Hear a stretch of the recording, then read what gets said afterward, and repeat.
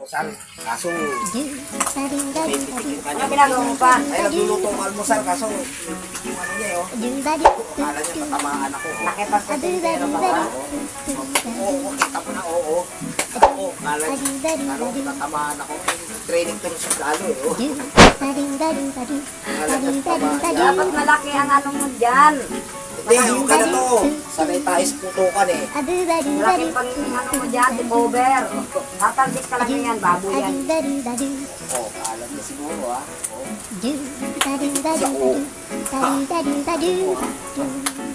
Sanay tayo sa training tayo ng army nung araw, eh. Wala na. Wala na, okay na.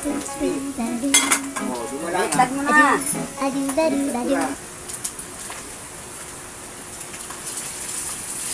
Oh, ba? Luto siya eh. Aw, ayan. Sabi ko sa'yo. Alam mo, mahuhuli niya ako ha. Dapat kasi malaki ang sandok.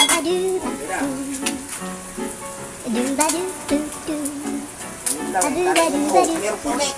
Ulitin ulit.